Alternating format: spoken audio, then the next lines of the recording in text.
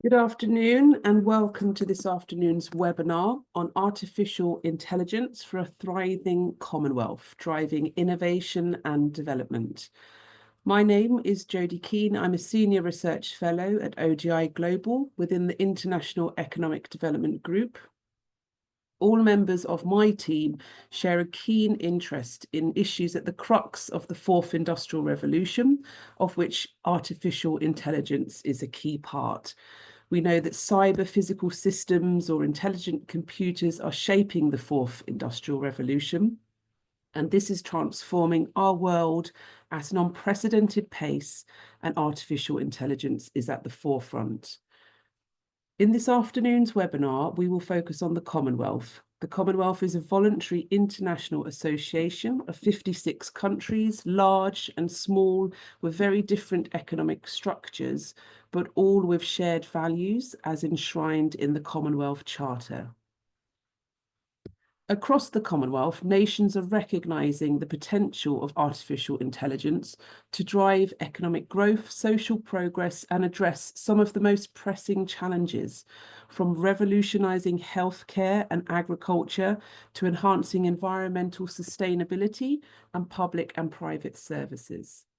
And the Secretariat, the Commonwealth Secretariat based in London, is supporting its member states as they engage with the artificial intelligence revolution as part of the fourth industrial revolution. So we're really delighted here to welcome you to this insightful webinar, and we look forward to learning more about the Commonwealth Secretariat's work. We know that the Commonwealth Artificial Intelligence Consortium is taking the lead. This is being led by the Secretariat, and it's seeking to foster sustainable development through AI adoption across member states, with a focus on small states and vulnerable economies in particular. So we'll learn more about the consortium, its mission, its objectives, and the action plan to advance AI adoption across member states. We're really delighted to welcome Dr. Radhika Kumar, Advisor within the Secretary-General's Office on AI and Transformative Technology. We look forward very much to Radhika's introductory presentation, and will then pass over to Alberto Lemma for a brief commentary and a few slides as well. Alberto is a research fellow within the International Economic Development Group, and he leads on AI within the team. Once we've heard both from Radhika and Alberto, we will turn to you, the audience, for your questions. So as we run through the presentations, please feel free to put any burning questions in the chat. And then once all of the interventions have concluded, we'll come back to those questions that you have raised. And I'll also ask you to raise your hand so that you can make an intervention. So we're really, really delighted that you're here with us this afternoon, and we're very pleased to welcome Radhika. And Radhika, we look forward to learning more about your work. And I should just say that this is the first seminar in what we hope will be a series between ODI Global and the Commonwealth Secretariat, so we can really shine a light on what is happening in the realm of AI and how the Secretariat is supporting its member states to really ensure that AI is a driver of innovation and development. Radhika, over to you. Thank you, Jodie, and good afternoon to everyone. I'm just going to quickly share my slides.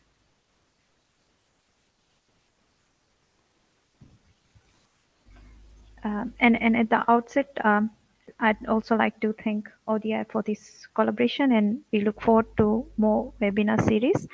As already mentioned, I will be providing a brief overview of the Commonwealth AI Consortium work with the theme of that we have for this webinar on AI for a thriving Commonwealth. And of course, our focus on the Commonwealth AI Consortium is more on innovation and development in the Commonwealth using AI. So we are focusing more on the development dimension and capacity of member countries in AI. With that, before I discuss the Commonwealth context, I will very briefly touch on the global AI landscape and the AI opportunities and risks, and then I will link it to the AI in the Commonwealth to provide more context on what we are doing, and also emphasize that the work that we are doing is more geared towards implementation of AI work, given the many debates and discourses that are happening in the different spheres. I will not go into a lecture on specifically on AI, but just for the participants, all of us know that, of course, artificial intelligence is basically trying to take over a lot of areas, but in the Commonwealth, what we are trying to focus on is basically trying to do AI augmentation rather than AI replacement. And of course, AI in simple terms is the ability of machines to do certain tasks using human intelligence. And in the sphere of AI, we have got three deep areas. One is machine learning, another is um, uh, deep learning, and then the third one, of course, is the latest Gen AI. I will not go through all these slides, but for interest of participants, perhaps later this could be shared. But I wanted to just emphasize that within the AI sphere, if what we are looking at, if we are really to build a sustainable AI environment, is that we need to understand the entire AI ecosystem from data, models, and then infrastructure, as well as other exogenous factors such as cybersecurity, skills, regulations, and so forth. So within the consortium, when we were trying to establish this, our focus, our idea in terms was more to build the AI ecosystem for the Commonwealth countries, looking into their different levels of development. And we also were mindful of few things, of course, the opportunities on AI and also the risks that AI poses. So just very briefly, in relation to the global AI landscape, and all of us are aware of it, AI actually leads to a more similar levels of positive developments as well as some of the risks that exist. For example, AI and economic development, there's a lot of data around that, in that some studies have shown that by 2035, AI could double economic growth. There's others that are linking the importance of AI to global gross domestic product, productivity gains, and also there was a report by Pricewaterhouse which shows that the global GDP is likely to increase by 14% by 2030 if AI is used in ethical and responsible manner. Then we also have impacts on AI in the manufacturing sector that is likely to unravel more as we learn deeper about the new spheres of AI. Of course, Industry 4.0, AI augmentation is already happening in different areas such as supply chain optimization, there's quality control processing, error detections, accessing new markets. At firm and industry level also, we are mindful that AI is affecting firms. The early adopters are the winners in this case, and the service sector is the most impacted in relation to AI at the moment. Of course, with that, we are also aware that there will be shifts in terms of the demand and supply for factors of production that will actually affect the labor market and also have redistribution effects. So with the global landscape and just a bit of understanding on artificial intelligence and the positives of its growth, investment, and it impacting these sectors in a positive way, we also are aware of the risks that AI also poses. So the very recent AI safety report that has been launched actually identifies these AI risks in terms of three broad categories. One is AI risk in terms of malicious use, for example, cyber attacks. Another is when the systems are not working properly, malfunctions. So reliability issues in terms of AI bias has also been discussed in that report. And also beyond the AI capabilities, there are also exogenous concerns on global AI divide, certain countries leading, while others are trying to catch up. There's privacy risks, environmental risk, labor market, automation risks, also in relation to regulatory fragmentation, copyright issues, and more so the priorities of countries also determine the way in which AI will kind of face in future. With this, we are also aware when we were developing the projects in our Commonwealth AI Consortium, we are also mindful that there are a lot of good global discourse that is happening in AI. And on the next few slides, I have got a list, but this is not exhaustive. But I'll just point a few of it. We have things that are done in different regions. United Nations is actually discussing about um, global AI governance in a holistic way. Then we have at regional level, for example, the EU AI Act. We have the Asia Pacific that is also looking at AI in terms of its ASEAN efforts. The African Union is also trying to develop AI strategies where it balances innovation and also development with ethical AI. We also have the recent discussions that has happened last month on the AI Action Summit of 2025, where a lot has been discussed in relation to Gen AI, in terms of AI investments, in terms of AI risks and mitigations, and also the statement that strongly discusses issues surrounding sustainable and inclusive AI development, how do we bridge the AI divide, and also the AI capacity building. Now, having all these in context, and I will not discuss a lot in terms of the Commonwealth's background, as I know Jody has touched a bit in her remarks, but just to provide some context, of course, we have 5 regions, 2.6 billion population, 60% are youths, and 33 of our 56 member states are small states. So 50% of our membership are small states.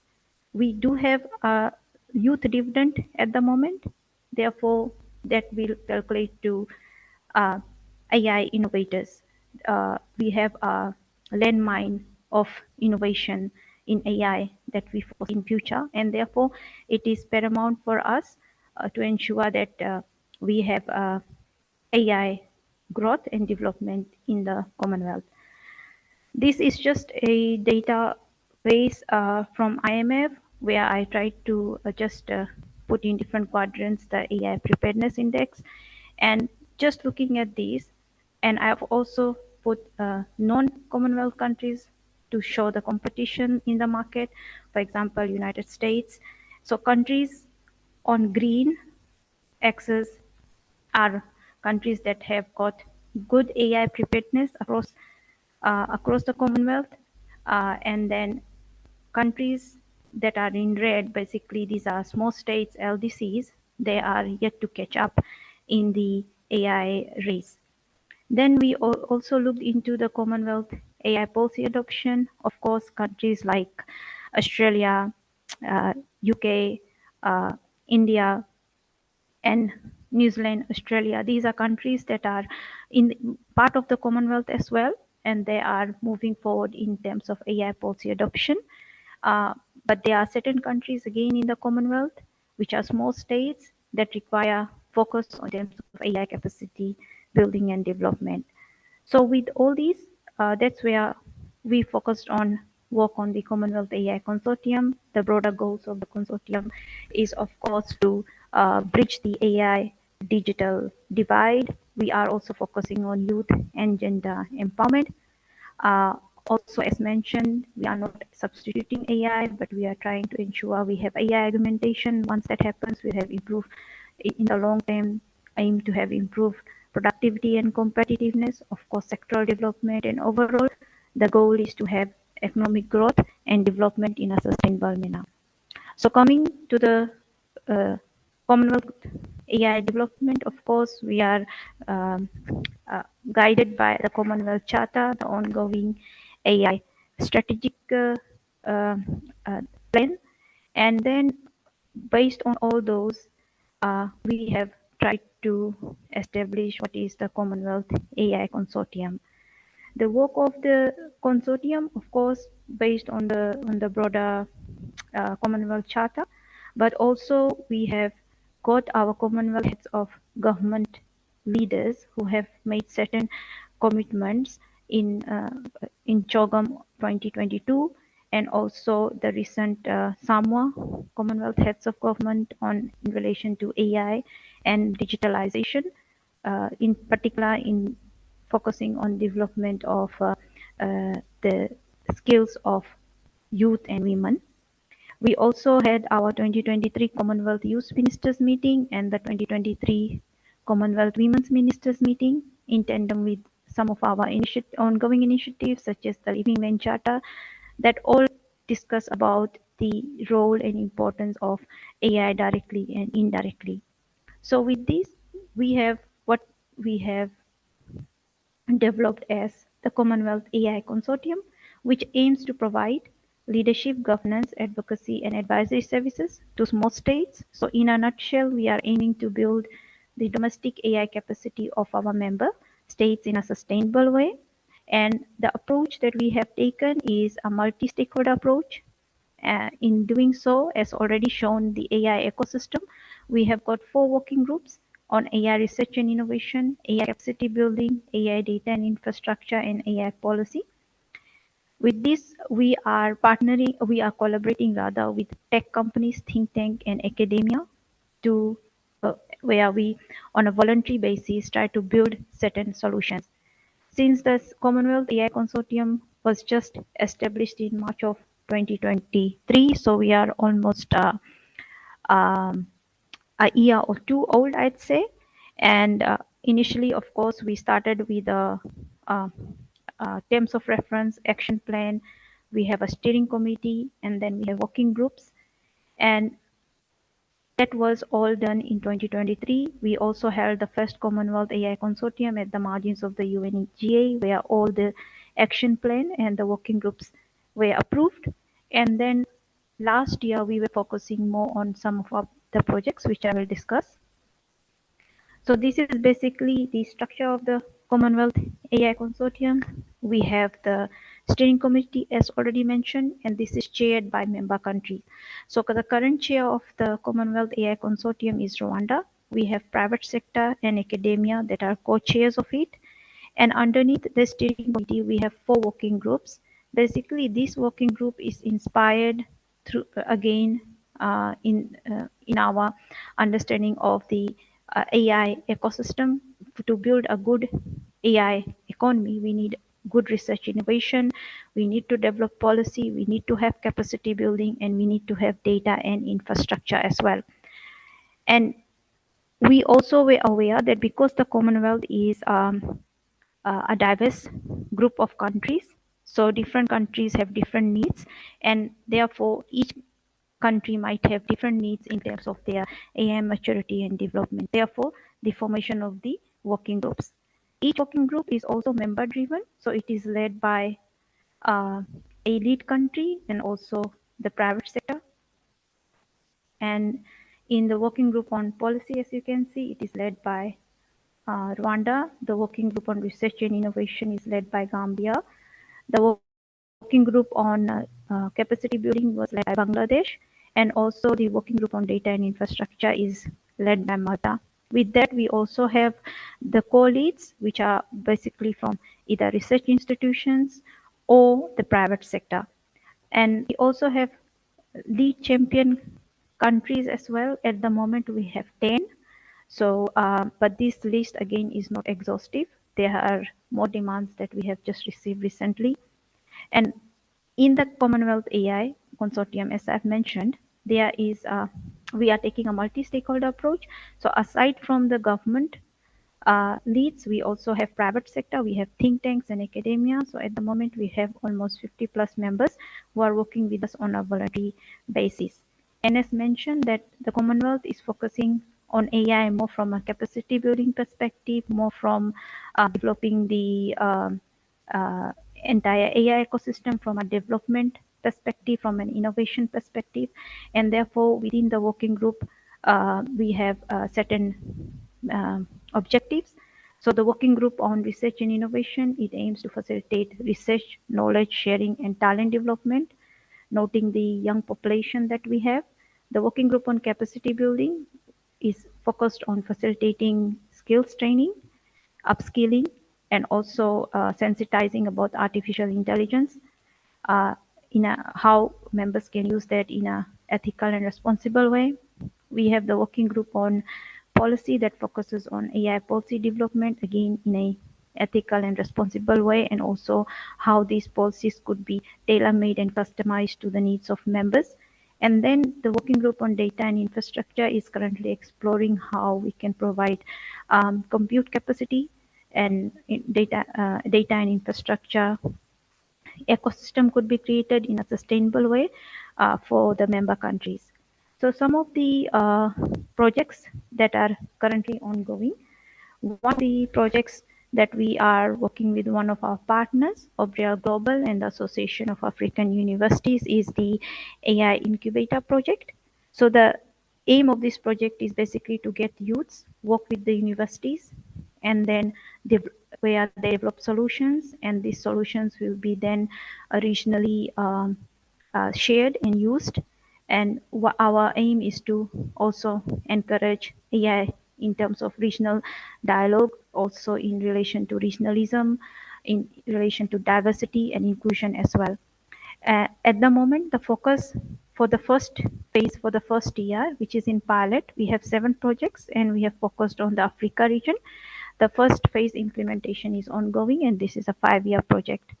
The second, we also realized for the member countries is, of course, the need to build the digital entrepreneurship for youth in the area of AI. We also recognized that, of course, the youth need to be trained, their capacity needs to be built, and also they need to be then empowered to build solutions and have their solutions hosted on a infrastructure of what we call cloud credits, so that they can build their solutions and also have their entrepreneurship development. Another thing that we noticed is that there is a shift in terms of the consumer and producer base when it comes to AI consumption and production. So through this, we are trying to empower youths to develop their businesses. They could start with MSME development, and then of course through these they will also build their own AI economies in their own countries and shift from that import base or consumption of AI products to even exports of AI products in future. We are partnering with one of our collaborators, and this is again a activity that is ongoing. We are trialing it with a few MSMEs at the moment, just to see how it works. So basically, we will get interested MSMEs from unorganized sectors who have a product, they want to use AI tools, they want to develop it, and with that development, we will help them to host it on the cloud, and all the intellectual property rights will remain with them, and then they can develop their business. Then we also do the train the trainer program, whereby we try to build the capacity of universities. And last year we um, trained the officials from the University of Gambia, where they learned about AI, and now they will be using the learnings in their university curriculums to teach the students. So in that way, we are trying to ensure that the capacity of the countries in AI are built. It is transferred to the youths, who will, of course, be the next generation policymakers, entrepreneurs in the countries. And this is also a demand-driven approach. The second working group is on policy, where we have developed a AI policy toolkit, and at the moment it is being piloted. What this toolkit is doing is training countries how to customize their AI policies, and this is the impact of this is yet to be seen, as it was just developed last year, and there are a particular country from the Commonwealth is in the pilot at the moment for this. Then we also have the working group on capacity building, and we have launched last year what is known as the Commonwealth AI Academy, which focuses on building AI capacity with our collaborators. So, for example, through CSR, one of our collaborators is providing free AI courses, which is customized and tailor-made to the needs of the small states and the Commonwealth members. These courses are free. We have two levels of courses. One is general, that creates AI awareness, and the second one layer is where if you want to go into deeper learnings on AI. So if you are interested in this, it is freely available on our website and you can access it easily. In the working group on data and infrastructure, this working group works in tandem with other working groups. For example, the working group on capacity building, the working group on research and innovation.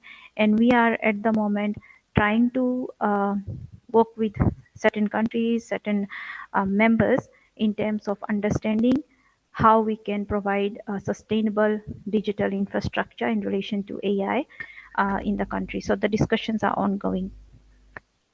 So this brings me to the conclusion. As I've mentioned that there are several discourses that are happening in the various forums on AI.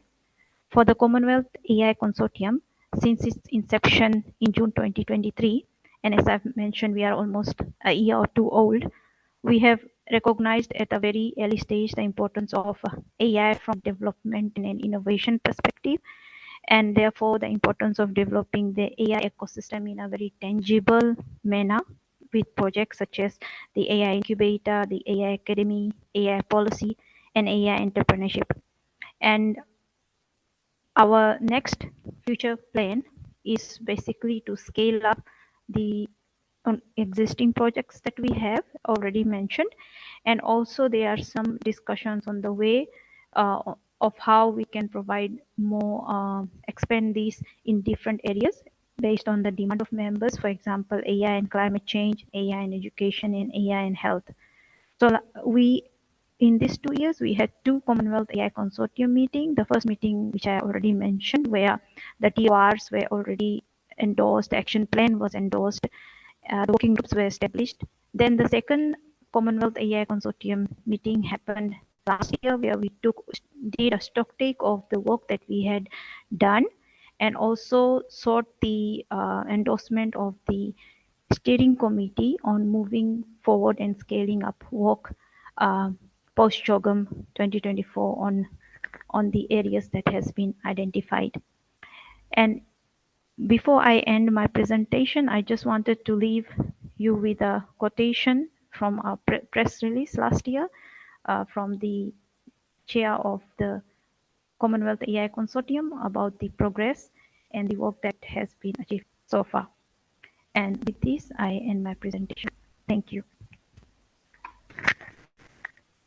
Fabulous. Thank you so much, Radhika, for that really detailed, comprehensive overview of the work of the Secretariat. So you gave us a great introduction to why it's so important to understanding the impact of AI on economic structures, the importance of understanding the ecosystem, and then how to kind of nurture and ensure that the ecosystem is supportive of innovation and development. And it was great to learn the work across those 4 different working groups, and we look forward indeed to learning more from this work stream in the future. So I wanted to pass over to Alberto Lema now for his commentary on your presentation.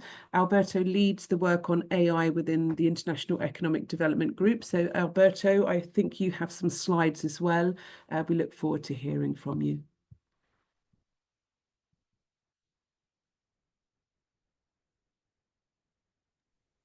Thank you, Jody. Thank you, Radhika, for the really comprehensive and interesting presentation of the CAIC. Let me see if I can put this on full screen. So, here we go. Oh. Right. Very good. So the CAIC highlights a number of critical issues which are needed to increase AI adoption in developing countries.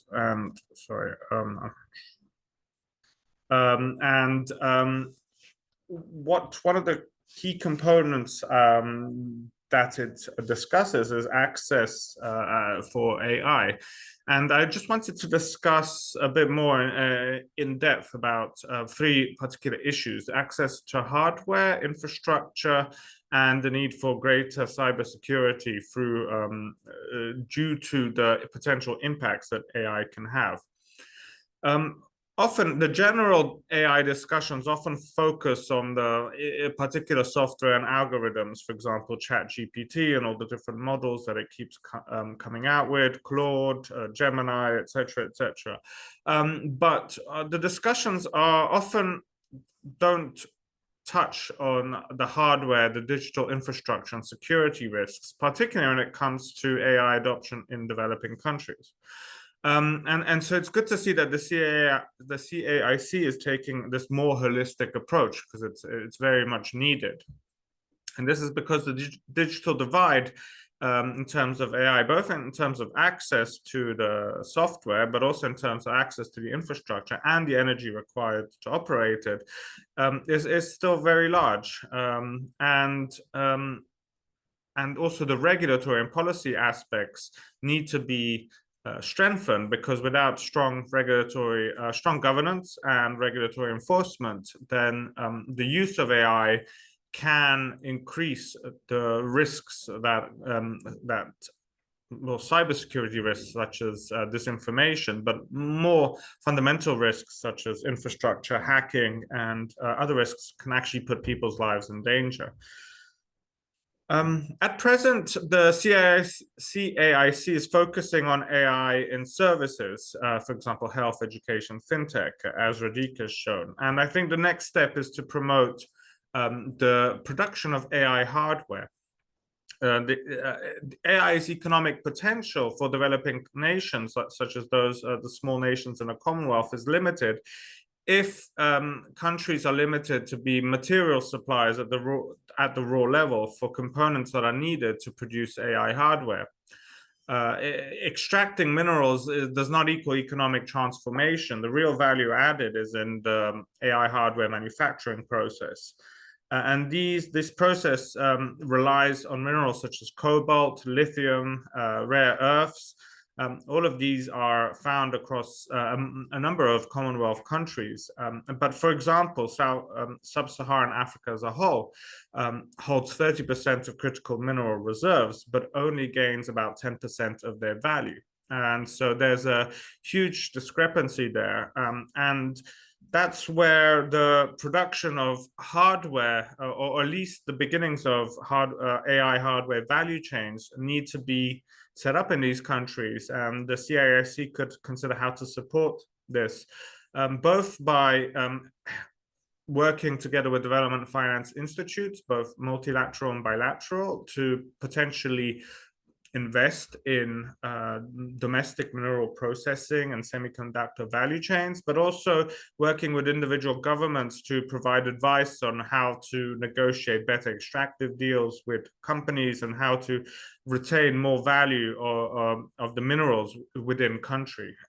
Although that's been said across multiple sectors and industries, and when it comes in terms of extractives, I think there's a real chance now, because developing countries hold quite a large proportion of these minerals, so they have quite a lot of important cards in their hands. And with the constant tit-for-tat exchanges between the US and China in terms of AI hardware, then I think if Africa places itself properly, it can well, not just Africa, but the other developing countries as a whole, they can really extract more value from these minerals and create more jobs and foster economic transformation. Now, in terms of access to infrastructure and actual AI-capable devices, there's an interesting number that I did some research on. And if you take a base of a $500 AI capable device, I'm not talking about one that can run an AI algorithm, but one that can access it at least. On average, they cost about $500, be it for a cheap laptop or a smartphone or something. And in terms of the percentage of annual income that a $500 device is. It's 38% for people living in sub-Saharan Africa, compared to 5% of annual income for people living in East Asia, 2% in Europe and Central Asia, and 1% in North America. So that means that the price of access, not even of creating or generating AI, but of actually accessing it, is much higher across sub-Saharan Africa. Less so in Eastern Asia and the Pacific, but for sub-Saharan African countries, it is much higher. And then another statistic that I elaborated was one about the data centers per capita. If you relative to sub-Saharan Africa, the EU has 38 times as many data centers per capita, and the USA has 100 times as much. Now, if you dedicated all energy projects that are coming on,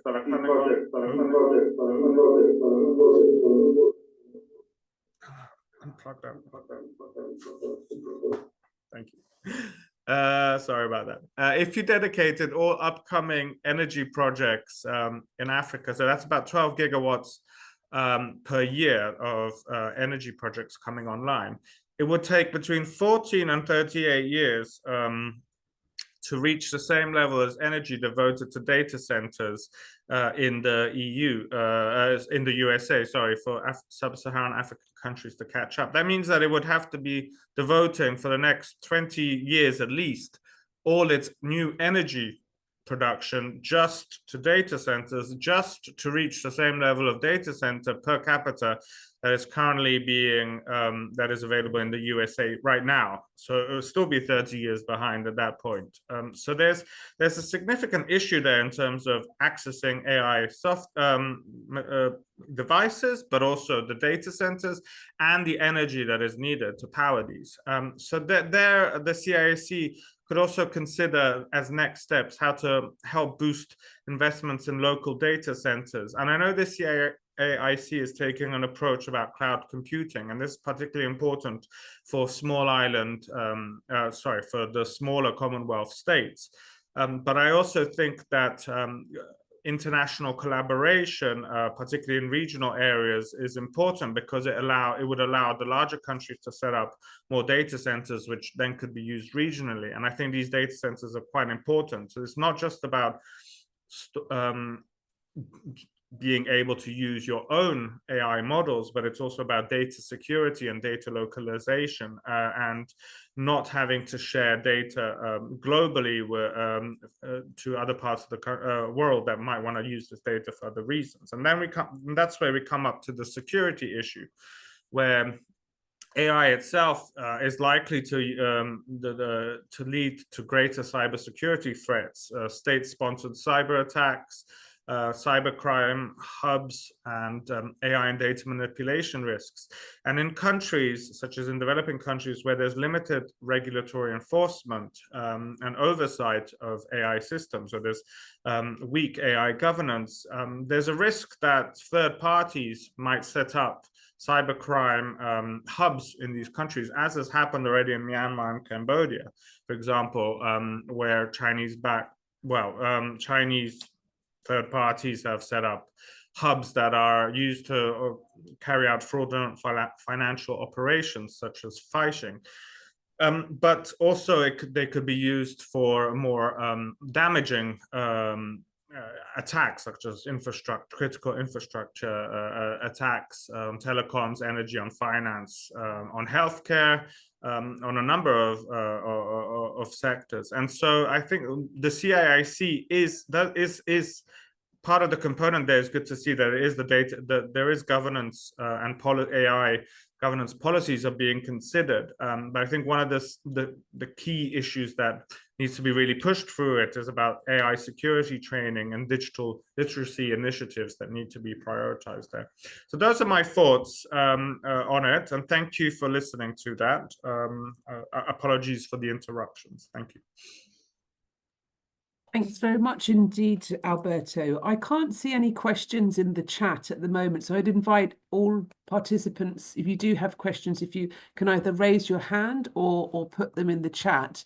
And perhaps while we're waiting, Radhika, I wondered if we could come back to you, if that's okay, because obviously Alberto's raised a few issues there regarding kind of, the work that you're doing within the Secretariat to increase the accessibility of AI, but he's also made that link to infrastructure. I wondered if you wanted to perhaps provide a comment on that. And then there was a more specific point on the data centers and cloud computing. So while we wait for others to think about their questions and to raise their hands, perhaps you wanted to come back with your own responses to Alberto. Yeah, thank you, Alberto, and thank you, Jody. Yes, as I've already shown in my slides, one of the key working groups that we have established is on data and infrastructure. Of course, I agree the importance and the synergy on the demand for minerals and the access to the infrastructure that is there, because of course you need semiconductors and everything for the chips for the infrastructure. As we've just at the moment, of course, we are looking into how we can provide access to cloud compute, and then we are moving on the issue on data centers. But as you might also acknowledge that establishing a data center in all of the countries might not be feasible. However, regional approach, as Alberto has mentioned, is something we are having our research on, and we are currently discussing. We've been just established in the 1 year, and I must say that when it comes to infrastructure, it's not just the infrastructure, right? As mentioned, we have to ensure about the data security, we have to ensure about cyber security, and also the regulatory environment where countries can actually, even if they establish a data center, then how all these other variables will kind of work in tandem. And of course, investment. And if we are talking about investment, then foreign direct investment, and then how do you regulate investors through your Foreign Investment Act? So it's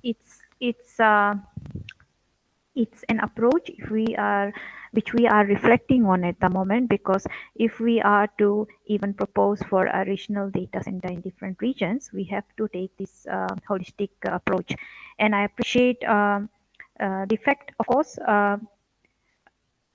though data centers are important, but also there is this energy divide. There's the access to resources, where there's a divide that is also within, and also prioritization of how to use the resources, because it's energy, water, and others. So those are some of the very complex, I'd say it's not an easy solution, it's a complex issue. But of course, so we have to take maybe a AI economic package approach that we are thinking of course, providing the incentive for, first of all, to build the extractive sector in such a way that value chain integration is done. But also at the same time, when we're talking about extractive sector, there's also that sector is mineral resourcing sector is in itself a specialized sector where you have to do a lot of negotiations to make deals with right people, right companies, right organizations. And within that, even the governments need to build their capacity to know how the resources will be optimized or best utilized.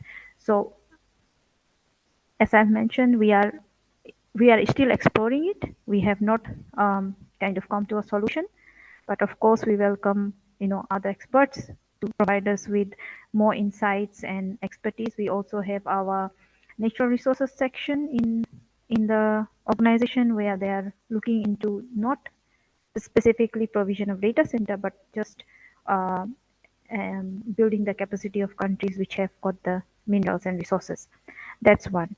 Now, the second issue that we have come in this the data and infrastructure working group is, of course, the demand for data center has to be there, and we have to, before even having establishing a data center in the region, we know we have to develop the AI economy.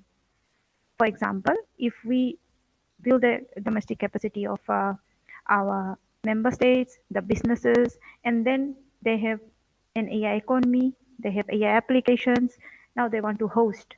Then establishing a data center in that particular country or region would make more sense, because they will be developing AI economy that will create the demand for a robust data center. So that is something we have realized, and for this very reason, we are developing the entire AI ecosystem, developing the skills, the capacity, the digital entrepreneurship. Once that is built, of course, there will be demand for data center. Now, in terms of cloud compute, there's two things that one has to be mindful of, depending on the AI maturity of a country, and also the businesses in the countries. Certain countries, of course, the bigger developed nations, they have got big AI economy, ecosystem, they need the data center now.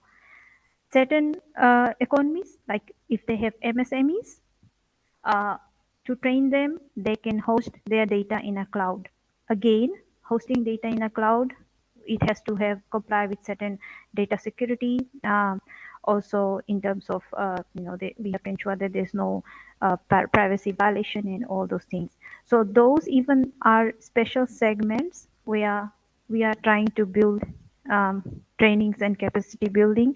And I appreciate the addition that Alberto has given in terms of AI security training in our digital literacy program. We will explore that. At the moment, I've shared on the Commonwealth AI Academy, we have the AI awareness, because we have realized first we have to create the awareness, the AI appreciation, and then there's technical trainings on, say, Web 3.0. There's trainings on demystifying artificial intelligence, just to create that understanding of people. And within that, there are aspects on data security, privacy. However, specialized AI security training could be something that we can consider in future. So in a nutshell, what we need is, when we are talking about data center, it's not in isolation. We need to have a holistic policy package, incentive, investment, understanding, and also a level of AI economic maturity in a country for them to demand the data center. So that is something, it might come this year or perhaps next year. We are just trying to grapple how to best do that as well. Yeah. Thanks very much, Radhika. So I wondered if I could ask you both a question, if that's okay. And it's kind of coming from, my own kind of experience of working on the kind of Commonwealth, the common legal frameworks, and thinking about kind of interoperable frameworks and so on. Obviously, just towards the end of last year, there was quite a lot of activity. The WTO had a very important meeting on AI. There were the summits that you also mentioned there, Radhika. So I was just wondering about, thinking about the kind of future of trade, and thinking about how kind of AI goods and services, AI kind of produced services, how these may be traded in the future, what kind of common rules, common frameworks, what is the Commonwealth doing in terms of thinking about kind of common norms, thinking about this kind of standard setting? Because obviously you've got very, very big differences amongst some of the very big players on this front. I can also think about the role of India versus, say, the US, for example. So I wondered if you might want to touch on this issue around kind of standards, kind of interoperable, these frameworks, and to what extent, how do you see this over the next kind of 5 years? How optimistic are you on this front? It would be useful to hear your views, beginning with you, Radhika, and then if we could move to you, Alberto. And if there's anyone has any questions from the audience, please do raise your hand or put them in the chat. Thank you. Thank you, Jody. So one of the, I did not perhaps mention it in my presentation, but we also have what we have developed within the consortium on principles on AI, which is focused on development. So, but it is not, I would not say it's a common framework. It is just a guideline to say that if we are working on AI, then we have to be accountable, we have to be transparent, we have to be ethical, and basically it is inspired from all the existing guidelines, for example, the OECD guideline, um, uh, and the UAI Act and others that are there. So we are trying to ensure that any solutions that we build, we ensure that we are compliant. But in terms of a common framework on AI goods and services, there's or even a common AI trade agreement, or however you want to put it. I think um, insofar as from our experience, given that the maturity level of countries are still um, at different stages, in particular if we focus on the small states, and then understanding on how the previous negotiations and trends have been, I think it's just my take.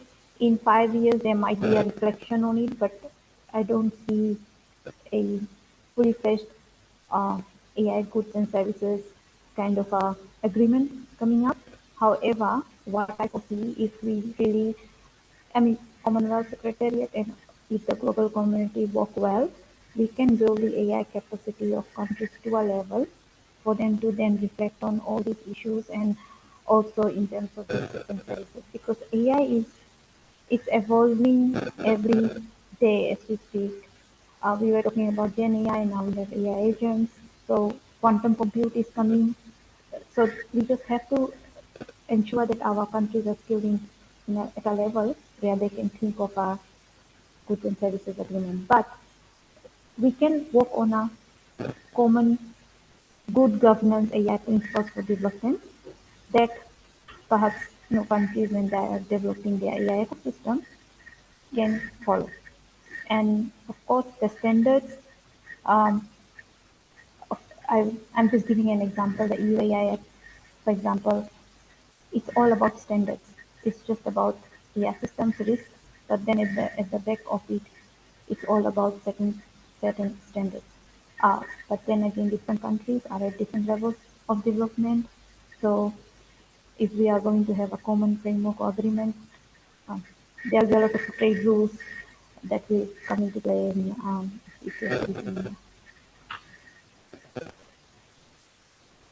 Brilliant. Thank you so much, Radhika. Alberto, I wondered if we could pass over to you for your thoughts. Yes, thank you.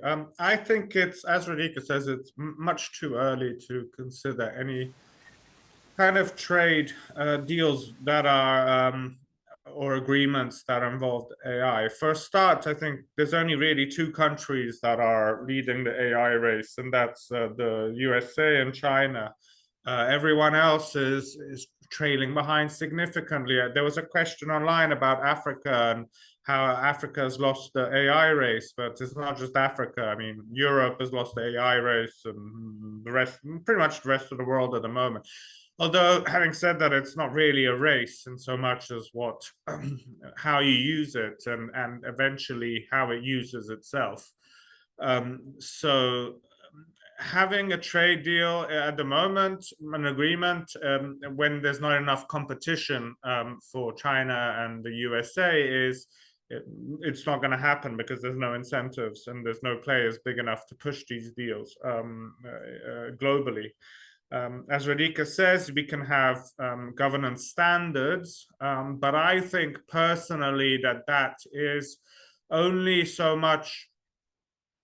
I mean, we can oversee and regulate, and even I said that in the presentation, but in the longer term, these AIs are becoming black boxes, and that they operate, they work, but you don't really know what's happening inside of them. And so even as much as you want to have a regulatory standard saying, well, your AIs can't operate in such a manner or give advice on such issues or discuss such topics, because eventually these systems are going to be self-evolving, it's going to be very difficult to actually stop to regulate that in any meaningful way. So at the end of the day, it's a matter of, I think, trade deals like the AFCFTA's digital trade protocol that govern the exchange of data between countries is about as ambitious as we can really be at the moment, because you're saying, well, we're going to allow you to use it to move data from one place to another. That's digital services or digital goods, including the use of AI. But then actually saying what kind of AI systems are to be allowed or not to be allowed is going to, I think, is going to be nigh on impossible unless a country completely cuts itself off from the rest of the internet. Because once it's on the internet, it's going to be deployable and it's going to be able to be used in any country in the world, regardless of whatever firewalls and systems and protocols that a country has in place. If someone wants to use a particular system, they can and will. So I think it's a bit like, at this point, it's going to be a bit like the nuclear arms race, where you're going to have to get voluntary kind of standards used to limit these models. Less so, the less proliferation of malicious code, and but even that, I don't know how much it will be in the hands of the software companies in the long term. So sorry. That's my opinion.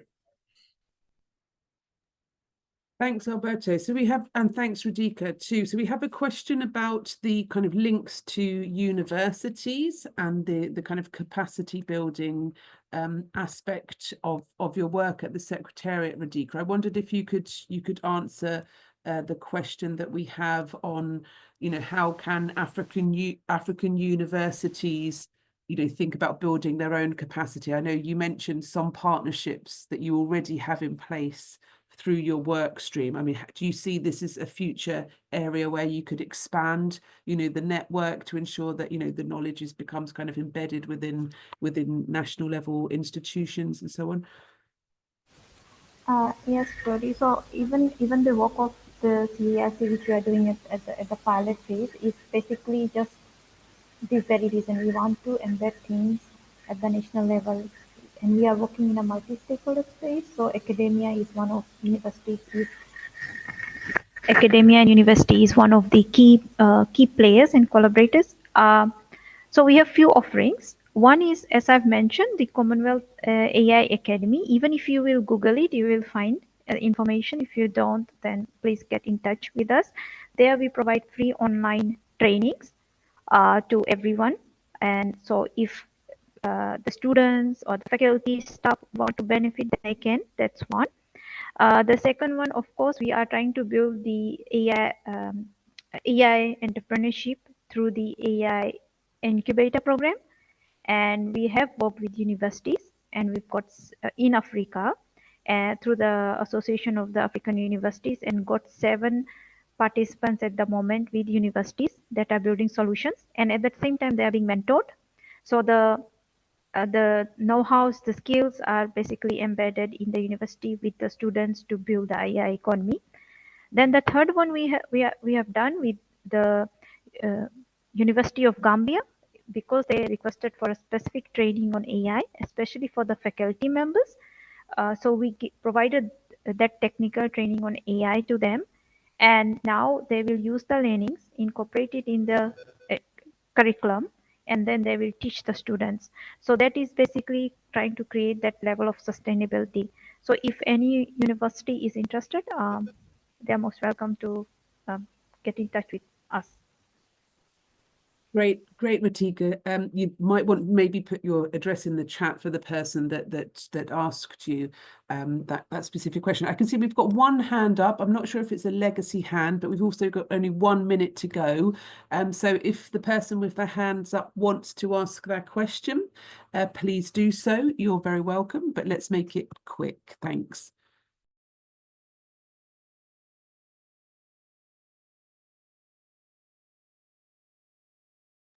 Okay, it may have been a legacy hand, so we'll move on to close the session. So it's, I think, over to yourself, Radhika, and Alberto. Obviously, this is the first webinar in what we hope is a series.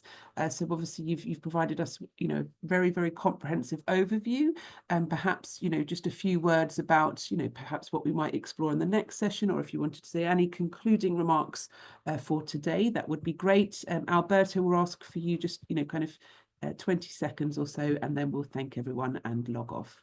Over to you, Radhika. Yeah, so in the interest of time, I just want to say, like, AI is here to stay. You cannot avoid it. So we have to work together. The consortium has done a lot of work, and as we are collaborating on this webinar, I think some of the things which we reflect on is, of course, how do we develop the holistic AI policy for countries. Maybe a webinar we will focus on all the AI regulations, where the overlaps are. So there's more to come, deep fakes and so many things. So yeah, we look forward to those kinds of collaboration, and also sectorals as well. Yeah. Great. Thanks very much, Radhika. Over to you, Alberto, just for final closing remarks. Yes, thank you. And thank you, Radhika, for that. That was very interesting. Hopefully we can collaborate more in the future on this particular issue. And we can also see where the failure points for AI adoption are in developing countries in greater detail. As I said, energy, infrastructure, and hardware. And I think can be looking at that more in the future. Thank you.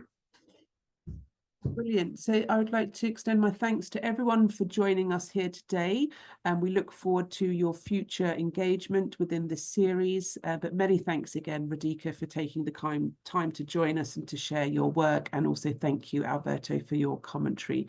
So thank you very much, everyone, and I believe a recording will be available of this session and will be disseminated further. Thanks very much, and goodbye.